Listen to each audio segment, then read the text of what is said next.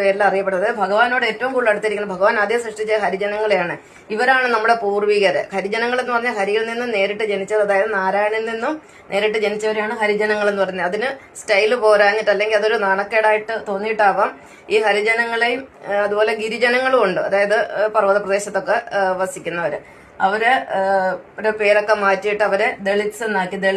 D four Dalits. Dalit എന്ന് പറഞ്ഞാൽ ദൈത്യര്, ദാനവര്, ധനുജന, ദിതിജന എന്നൊക്കെയാണ് അർത്ഥം. അപ്പൊ അവരെ ശരിക്കും അങ്ങ് അസുരന്മാരാക്കി മാറ്റി. ഇതാണ് സംഭവിച്ചത്. അപ്പം നാരത്തിൽ നിന്നും നേരിട്ട് ജനിച്ചവരാണ് ആദിമ മനുഷ്യർ. അവരാണ് ഹരിജനങ്ങളും ഗിരിജനങ്ങളും. അവരാണ് നമ്മുടെ പൂർവികര്. സത്യത്തില് ഇവരാണ് അടിസ്ഥാന വർഗം എന്നൊക്കെ നമ്മൾ പറയുന്നത്. ഈ കൂട്ടത്തിലുള്ള മനുഷ്യരാണ് അടിസ്ഥാന വർഗം. ഇവർക്ക് ബോധതലം വളരെ കുറവാണ്. ഇവര് കൃഷിയും മറ്റു കാര്യങ്ങളും പശു വളർത്തൽ അങ്ങനത്തെയുള്ള ജോലികളൊക്കെ എടുത്താണ് ഇവർ ജീവിക്കുന്നത്. ഇവരുടെ ബോധതലം അങ്ങോട്ട് ഉയരുകയില്ല. അവർക്ക് ഇതാണ് ഭഗവാൻ വിധിച്ചിട്ടുള്ളത്. അപ്പൊ നമുക്ക് ഇവിടുന്ന് തുടങ്ങി. ഇതാണ് ബേസ്. ഇവിടെ ഞാനൊരു ട്രയാങ്കിൾ വരച്ചിട്ടുണ്ട്. ഇതിന്റെ ഒരു പിരമിഡ് എന്ന് പറയുന്നത് സ്പിരിച്വൽ പിരമിഡ്, അതായത് ആത്മീയ സ്തംഭം അല്ലെങ്കിൽ ആത്മീയ സ്തൂപം. ഇവിടെ ഒരു സ്പിരിച്വൽ പിരമിഡ് ഞാൻ വരച്ചിട്ടുണ്ട്. അപ്പൊ ഇതിന്റെ ബേസ് എന്ന് പറയുന്നത് ഇതാണ്. ഇത്രയും ഭാഗമാണ് ഇതിന്റെ ബേസ്. ഈ ബേസ് എന്ന് പറയുന്നത് ഇതാണ് ശിവശക്തിയുടെ ഭാഗം. അല്ലെ, ശിവനെ ആരാധിക്കുന്നവരാണ് ഈ അടിയിൽ ഏറ്റവും ഉള്ളത്. ഇവരാണ് ഏറ്റവും കൂടുതലുള്ളതും. ഇവരാണ് പ്രകൃതിയെയും നദി, പിന്നെ വൃക്ഷങ്ങളെ, നാഗങ്ങളെ, ഇങ്ങനെ പല ആരാധനാ രീതികളൊക്കെ തുടങ്ങിയവരാണ്. ഇതാണ് സാധാരണ മനുഷ്യൻ ആദ്യം തുടങ്ങിയവർ അടിസ്ഥാന വർഗം എന്ന് പറയും. ഇതില് ഹരിജനങ്ങള്, ഗിരിജനങ്ങള് എന്നൊക്കെ പറയുന്നവര്, പിന്നെ ഈ അവർണരെന്ന് പറയുന്നത് എല്ലാം ഈ കൂട്ടത്തിലാണ് വരുന്നത്. അപ്പം ഇതാണ് ആദ്യം ഉണ്ടായവര്.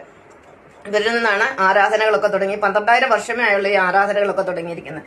അതിനുശേഷം നമുക്കറിയാലോ, ഒരു വീട്ടിൽ തന്നെ കുറെ കുട്ടികളൊക്കെ ഉണ്ടെങ്കിൽ ചിലർ പഠിക്കത്തില്ല, ചിലർ പഠിച്ച് നല്ല മിടുക്കരോ, അവര് പുറത്തു പോകും, വിദേശത്ത് പോയി, അങ്ങനെ അവർ മുന്നോട്ട് പോയിക്കൊണ്ടിരിക്കും. എല്ലാവരും അങ്ങനെ പോകണമെന്നില്ല. ഒരു വീട്ടിൽ ഒരച്ഛന്റെ അമ്മയുടെയും മക്കളാണെന്ന് പറഞ്ഞിട്ട് കാര്യമില്ല. അപ്പൊ അവരൊക്കെ പല ബോധതലത്തിലായിരിക്കും. ചിലർ വീട്ടിലെ പണിയെടുത്തല്ല, കൃഷിപ്പണി എടുത്തായിരിക്കും ഒരു മകന് കഴിയാൻ പറ്റുന്നത്. മറ്റൊരാൾ വിദേശത്തായിരിക്കും. അങ്ങനത്തെ ധാരാളം വീഡിയോകൾ നമ്മൾ കണ്ടിട്ടുണ്ട്. എന്ന് പറഞ്ഞാൽ ഈ ആദിമ മനുഷ്യരിൽ നിന്ന് തന്നെ കുറെ എന്താ പറയുന്ന വിവേകമൊക്കെ വന്നവർ, ഉയർന്ന ബോധതലമുള്ള, ഇതെല്ലാം ഭഗവാൻ സൃഷ്ടിക്കുന്നത്, നമ്മുടെ സൃഷ്ടിയല്ല. അവരിങ്ങനെ മാറി കുറെ മുകളിലോട്ട് പോകുന്നു. അവരുടെ ബോധതലമാണ് ഈ കാണിക്കുക. അവർ ഉയർന്ന് മുകളിലോട്ട് പോകുന്നു. അപ്പൊ ഇത് ശിവന്റെ തലമാണ്, പ്രകൃതിയുടെ തലമാണ്. അവിടുന്ന് ബ്രഹ്മാവിന്റെ ബി ഫോർ ബ്രഹ്മാവിന്റെ തലത്തിലേക്ക് ആൾക്കാർ വന്നു, കുറച്ചും കൂടി ഉയരത്തിലേക്ക്. അപ്പൊ ശിവന്റെ തലമാണ് ഏറ്റവും താമസരൂപി എന്നാണല്ലോ ശിവനെ പോലെ സംഹാരികളുടെ തലമാണ്.